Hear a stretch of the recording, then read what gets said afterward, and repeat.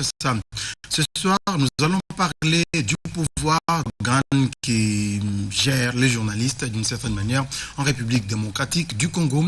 Nous allons parler aussi de la prolifération des produits médicamenteux qui sont vendus à Kinshasa pour la santé des Kinois, qui représente justement l'impact de ces produits.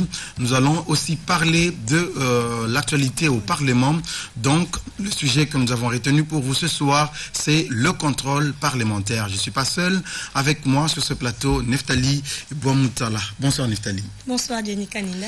Très heureux encore de retrouver nos téléspectateurs pour parler de l'actualité sur la RTGA.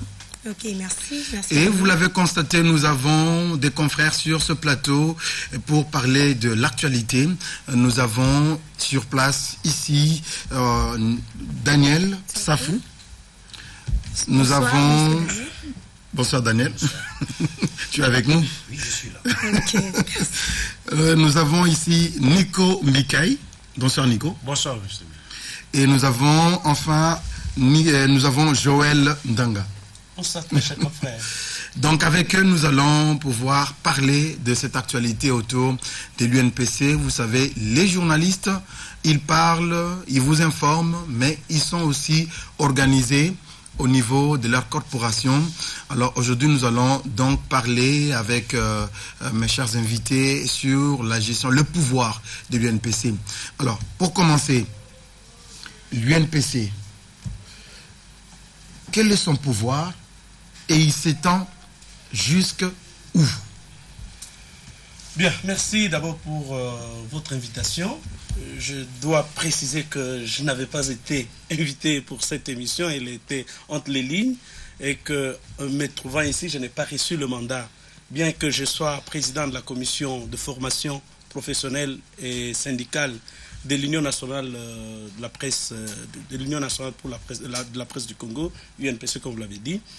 L'Union de la presse, c'est le cadre fédérateur qui réunit journalistes et toutes les associations professionnelles de médias et tous les assimilés. Donc, par tous les professionnels des médias, nous entendons tous les journalistes, les professionnels, les chevaliers de la plume et du micro, et tous les assimilés. Par tous les assimilés, nous entendons tous les opérateurs de son, opérateurs de vue, photographes, et tous ceux qui œuvrent dans ce secteur, et toutes les associations professionnelles qui sont membres, qui ont sollicité l'adhésion, n'est-ce pas, à l'Union nationale de la presse du Congo.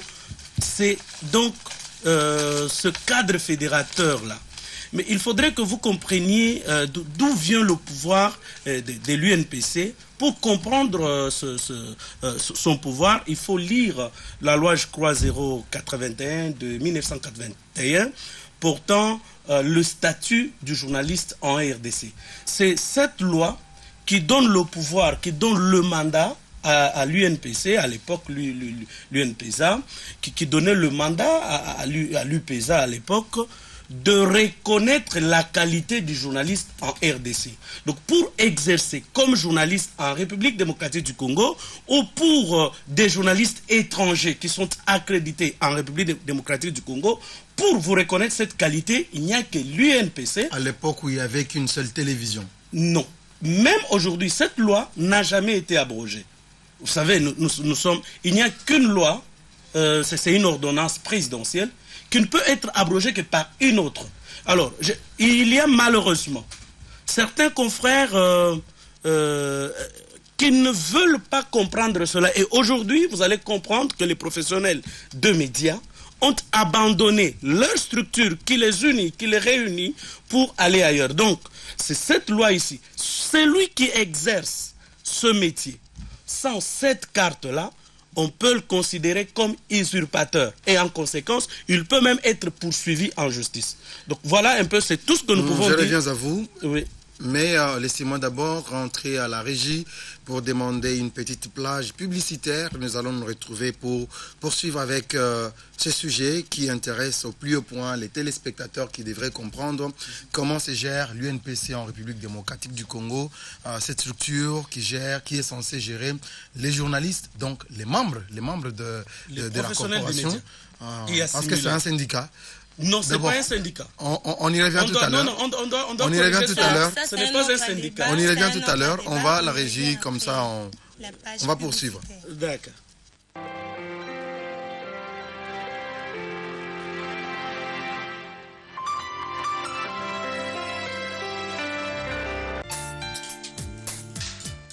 Mon chéri, je te mets quoi dans le pain? Mais tu le sais bien, maman. Et que les chocolats oui que tu peux me mettre dans le pain parce que ça me donne de l'énergie. Ah, tu as bien raison, mon fils. Il n'y a que le chocolat oui qui peut te donner de l'énergie.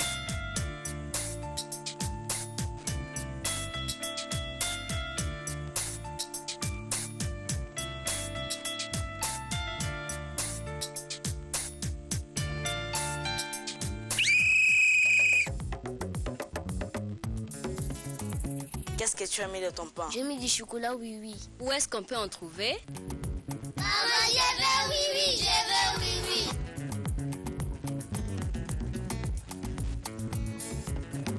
Chocolat oui.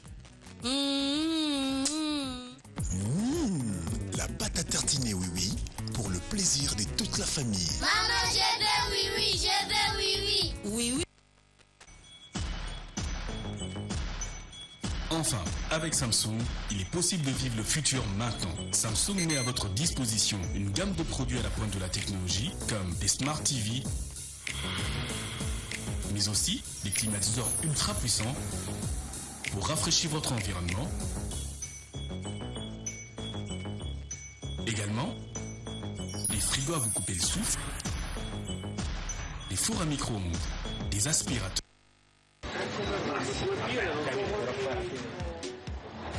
S'il vous plaît, lâchez-moi sur une Tigo.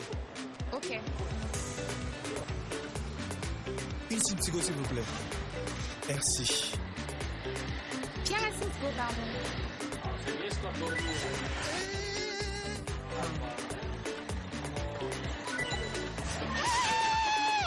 Mais pourquoi tout le monde achète la SIM Tigo? Qu'est-ce qui se passe? Yébé la cache, cousin, tu es hors jeu. Ah bon? Désormais, grâce à l'offre Yébé Cash de Tigo, achetez votre SIM Tigo, consommez des unités chaque semaine et gagnez de l'argent sur votre compte Tigo Cash. C'est très simple. Vous consommez 100 unités, vous gagnez 100 francs congolais sur votre compte Tigo Cash. Plus vous consommez des unités, plus vous gagnez de l'argent. Ah, donc ça marche qu'avec le nouvel SIM. Mais non. Vous avez déjà une SIM Tigo? C'est très bien. Activez l'offre Yébé Cash une seule fois en envoyant Tigo par SMS au 333.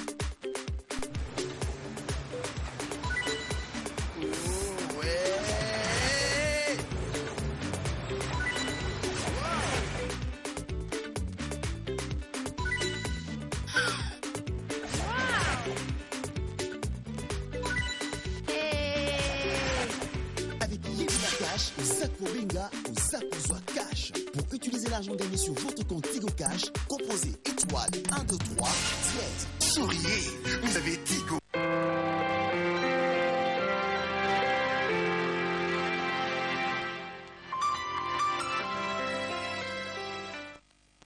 Joël Kadendanga, je reviens à vous. On aurait bien voulu que le président Walter Mukendi soit ici sur ce plateau. Nous l'avons invité, il est arrivé dans nos studios et puis il est tout de suite reparti. Mais vous êtes quand même membre de l'UNPC, le président de la commission formation, c'est ça. Alors, lorsque nous parlons du pouvoir de l'UNPC, c'est parce qu'aujourd'hui, tous les journalistes, tous les professionnels des médias ne se reconnaissent pas dans l'UNPC. Alors, vous étiez en train d'évoquer la loi de 1981 plutôt, et vous dites que cette loi donne le pouvoir à l'UNPC sur tous les professionnels des médias. Bon, il faudrait que, pour peut-être bien comprendre, il faudrait comprendre le contexte dans lequel on reconnaissait la qualité d'un journaliste sur toute l'étendue de la République démocratique du Congo. Avant 1981, et tous les journalistes, l'équipe Ambichinto sont là, nous avons été avec eux, ils nous ont expliqué. La qualité du journaliste sur toute l'étendue de la République démocratique du Congo était reconnue par le service de renseignement, le SNIP à l'époque. Donc c'était l'ANER qui délivrait la carte de presse. Alors, la Fédération internationale des journalistes avait menacé la RDC de l'exclure de cette association internationale. Pourquoi? Parce que c'était le service de renseignement qui délivrait la carte de presse. C'est comme ça qu'il y a eu un combat pour qu'on restitue ce pouvoir à l'Union nationale de la presse, je précise, qui n'est pas un syndicat, parce qu'au sein de l'UNPC, il y a un syndicat, il y a plusieurs syndicats qui sont membres de cette association. C'est ainsi que... C'est une fédération. C'est pratiquement un cas de fédérateur, comme je l'ai appelé. Une fédération des syndicats. Pratiquement, plusieurs syndicats et organisations professionnelles. Laissez-moi, oui.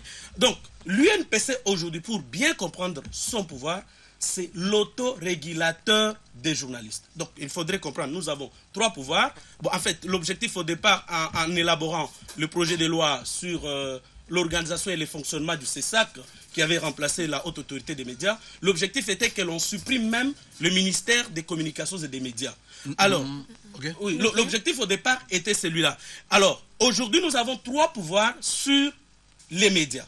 Nous avons celui qui réglemente, c'est le ministère des Communications et des médias.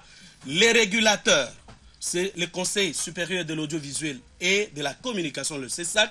Et l'autorégulateur, c'est l'UNPC. Alors, un journaliste qui ne se reconnaît pas dans l'UNPC, c'est une pure rébellion. Et cette campagne-là est menée très particulièrement par certains patrons de presse dont je ne peux pas citer les noms ici. Je reviens à vous tout à l'heure. Non, je voudrais juste terminer. C'est une intoxication. Ça, c'est une interprétation. C'est une interprétation parce que le journalisme, nous savons, c'est une profession libérale. Très bien. Nous savons qu'il y a des journalistes indépendants. Nous savons qu'il y a des journalistes au Congo qui sont des journalistes qui sont là parce qu'ils représentent un organe international. Nous savons qu'ici au Congo, il y a des journalistes qui se reconnaissent en l'UPF, l'Union de la presse francophone.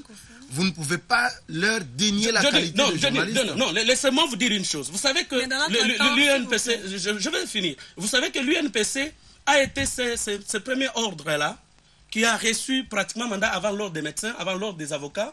Et pourquoi l'UNPC ne peut pas devenir un ordre? C'est effectivement par rapport à ce que vous veniez de dire. C'est une profession libérale où nous pouvons avoir des journalistes indépendants. Mais pour avoir l'ordre, écoutez, pour avoir l'ordre, il faudrait qu'on se réfère à la loi. Et c'est cette loi-là qui donne ce mandat-là. Voulez-vous être indépendant? Je crois que c'est une rébellion qui n'a pas son sens. Parce que pour aller, je vous dis, Freddy Moulumba, vous pouvez aller lui poser la question. Dans toutes les ambassades, même les journalistes de la présidence de la République ont raté un sommet aux Champs-Élysées, tout simplement parce qu'ils n'avaient pas la carte de l'UNPC. Voilà, tout à fait par rapport aux cartes de l'UNPC. Jusqu'aujourd'hui, il y a certains journalistes qui traînent, que l'UNPC traîne pour leur donner leur carte. Jusqu'aujourd'hui. Il y a des journalistes qui ont déjà payé depuis l'année passée jusqu'à aujourd'hui, ils n'ont pas de carte. Bon, écoutez, les dysfonctionnements, on ne peut pas, parce qu'il y a dysfonctionnement dans une structure, dire qu'au nom de cela, on ne peut pas lui reconnaître les droits qui lui sont donnés par la loi.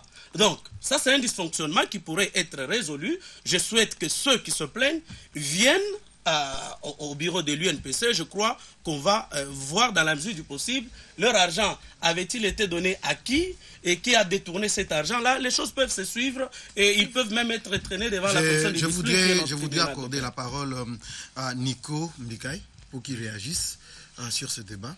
Oui, je crois que non. À la création de l'UNPC, il n'y avait pas cette histoire de CESAC. Mais moi, je crois tous les journalistes doivent se reconnaître à l'UNPC, qui est comme étant un organe qui doit d'abord recenser toutes les personnes pratiquant ces métiers. Mais quand maintenant à certaines compétences, parce que nous tendons vers une crise entre l'UNPC et le CESAC, surtout du point de vue compétences, qui est censé réguler, surtout au niveau des médias, de l'audiovisuel, qui est censé prendre des décisions sur des journalistes d'une maison de presse. Et je crois que non, à ce niveau-là, il peut y avoir, parce que je n'ai pas encore parcouru tous les tests régentaux de CESAC, je crois que non, je me réserve de tous les commentaires, mais je crois que non, le CESAC n'est pas là pour recenser ou bien enregistrer, enrôler les journalistes. C'est une mission qui est reconnue à l'UNPC. Il faut qu'on fasse un distinguo entre les missions dévolues à l'UNPC et les missions dévolues au CESAC. Ok, même réaction pour Daniel Safou. Non, il n'y a pas conflit de compétences. C'est clair. Mon confrère a expliqué. Il était clair. Je crois que ceux qui l'ont suivi ont compris. Il a expliqué les charges et les responsabilités, n'est-ce pas, qu'on peut retrouver dans chaque palette. Nous avons les ministères, n'est-ce pas, la communication et médias. Nous avons les CESAC. Nous avons, n'est-ce pas, l'INPC. Chaque contexte a sa spécificité. Les ministères a sa spécificité, les CESAC a sa spécificité. Mais la spécificité, n'est-ce pas, de l'INPC, se situe au niveau de l'autorégulation. C'est un mot qui vient du latin, auto, moi-même. Je me juge moi-même. C'est ça ce que nous appelons l'autorégulation, autorégulation. C'est-à-dire quoi? Cette presse est partie, n'est-ce pas, de la déraison à la raison. La déraison, c'est quoi? Daniel? La déraison, mon ami, était clair. Je ne fais qu'emboîter les pas, il était clair. À l'époque, Mobutu a voulu gérer la communication zaïroise à l'époque. Les journalistes étaient journalistes par l'attribution des services de renseignement. Ce n'est pas l'époque. Il y a eu un combat. C'est pour dire, d'ailleurs, c'est aussi les lieux où je pourrais dire que les journalistes congolais n'évoluent pas dans la singularité. Il a les appuis par-ci, par-là. C'est ça notre force.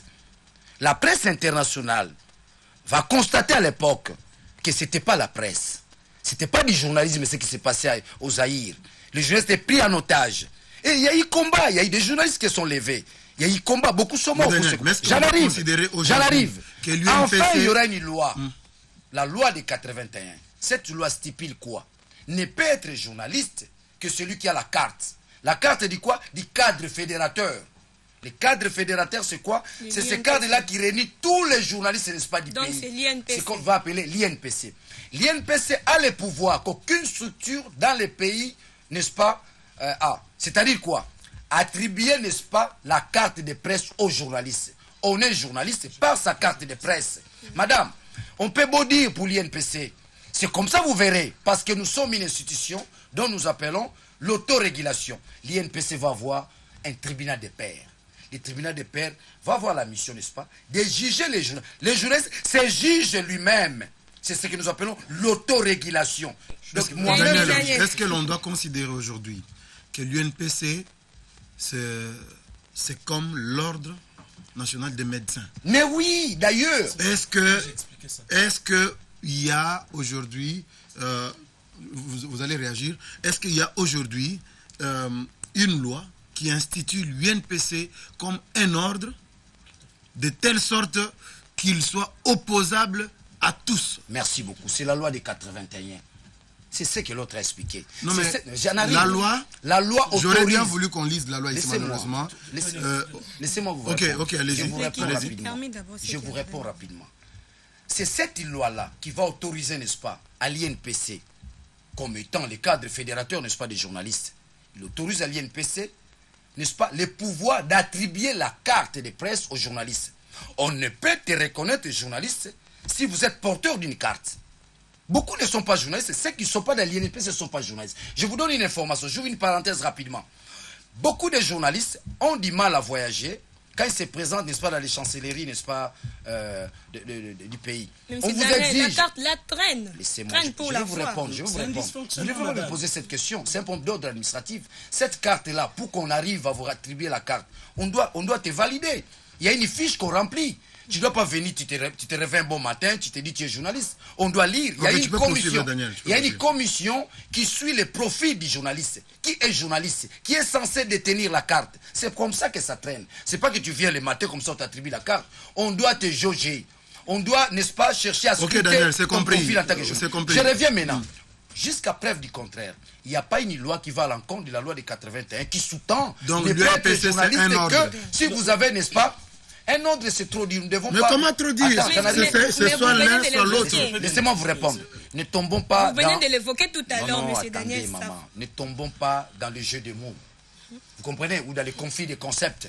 Mais restons dans les contextes sans tomber dans les prétextes. Ça veut dire quoi? L'INPC est pratiquement la première structure à avoir, n'est-ce pas, récit mandat avant l'ordre des avocats, l'ordre des médecins. Mais c'est tous ces gens-là sont venus après l'INPC. C'est pas un ordre, c'est aussi un ordre. C'est pas un ordre, on ne veut pas tomber dans ce concept de monde. Nous sommes un cadre fédérateur. Nous allons retourner du côté question. de la régie. Nous allons retourner à C'est un la cadre régie fédérateur. Puis-je préciser pour juste avoir une un peu. chose? Oh oui, nous revenons. Je voudrais juste préciser une chose. Ok. Je voudrais juste préciser une chose. Pourquoi l'UNPC ne peut pas être un ordre? Vous voyez, en ce qui concerne les pharmaciens, les pharmaciens, les médecins, ainsi de suite, ils viennent d'une filière, donc des études bien élaborées, d'une science élaborée, la médecine, le droit, tout comme la pharmacie, qu'ils ont étudié à l'université. Ils en sortent et pour cela, ils passent un test d'évaluation et ils sont admis dans ces ordres. Ça devait être la même chose au niveau des médias ou de la presse. Mais ici, c'est un métier qui n'est pas clos comme les autres, qui n'ont que cette science-là.